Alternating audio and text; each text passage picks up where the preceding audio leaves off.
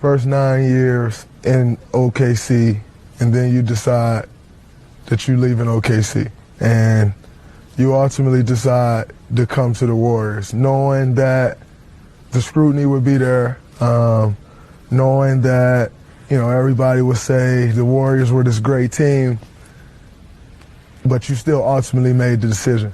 Why was that? Was that driven by, I don't give a fuck what y'all think, this is good for me? Or was that just, you know, was it strictly just a basketball decision? It was a basketball decision, but I knocked down the, like, not giving a fuck ladder with that too. You know what I'm saying? It kind of knocked down two birds with one stone with that. But it was mainly, I felt like I was the absolute perfect fit with what you guys were doing on both ends of the ball. And I knew my game had reached a point where I needed to really see what that looked like. And I thought that was just a no-brainer. I would do that shit a million times. And, you know, again, I didn't second guess at all. And I knew that's what I wanted to do when I was going into these meetings. But I really just had to confirm, go through the process. But, like, I knew from watching the games, just looking at interviews, just seeing everything that y'all about, it's like that's the way I wanted to play, and that's the way I need to go to, you know, continue to keep getting better as a player. So once I tunnel vision on that, I knew everything would come afterwards, and it was just me going through that experience and see how I was going to deal with it. And shit, it went perfect. You then do 3 years there, 2 championships, would have been 3 had you not got hurt. Easily.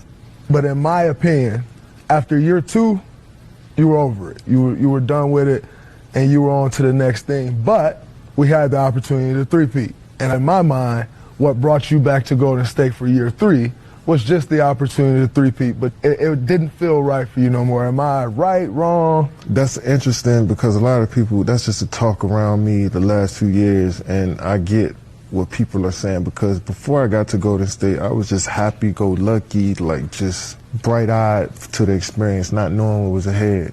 By the first year, I knew exactly what we needed to do in order for us to win every night. I knew what my role was to the T. Teams before, I didn't quite know what my role was every night. Did I have to be the scorer? Did I have to be the facilitator? Did I have to get other guys involved? Did I have to make threes? I knew exactly what my role was, and I locked on it with so much focus and determination to not fuck around every day. And you seen it. From workouts to practices, shoot-arounds, film, I was super locked in and made people on the outside look at me like, hold on, is he enjoying this? When I dive into something like that, with that level of focus, I don't want to be anywhere else in life. That's the most enjoyable experience I ever had after that first one. If that was the case, I wouldn't have played 78 games that year. I would have just waited to the end of the season and tried to play in the playoffs. I played every game. I went hard every day. I cared about every matchup, no matter who was on the floor. Just my look and feel is like energetic or opening as it was before. And I like that. I like that I was closed off and focused on my work. I just maybe should have communicated that with more people who were interested in knowing what I was going through, but I had the most fun locking in and completing the task. You know what I'm saying? Because I knew we was going to win every night. And it's rare to get to that point as an NBA player, knowing you're going to win every night. So I just try to focus in and stay in the moment more than anything. And for my own personal sanity, because I've been getting my ass kicked ever since you left. So just for my own personal sanity, how much did our argument against the Clippers drive you to ultimately lead the Warriors? It wasn't the argument, it was the way that everybody, Steve Kerr act like it didn't happen, Bob Myers, and tried to just discipline you and think that that would put the mask over everything. I really felt like that was such a big situation for us as a group. The first time we went through something like that, we had to get that shit all out. I remember watching The Last Dance, and when Scotty didn't go into the game, the whole team in the locker room said, Scotty, that was fucked up that you did that. We needed that.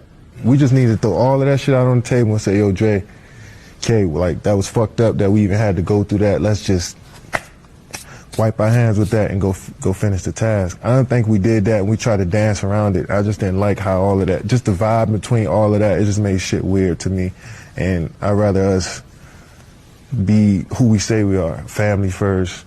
Communication is key. Like, we didn't show that, and that's what rubbed me the wrong way more than anything. When we landed back from LA, I sat in Hazel was sitting in the car for an hour and 45 minutes. They pulled me in that room at Signature for an hour and 45 minutes, and they tried to tell me, you need to apologize. And I told them, I'll talk to Kay, but y'all aren't going to tell me what I need to say. Mm-hmm. And, you know, they went on for an hour and 45 minutes saying a bunch of bullshit.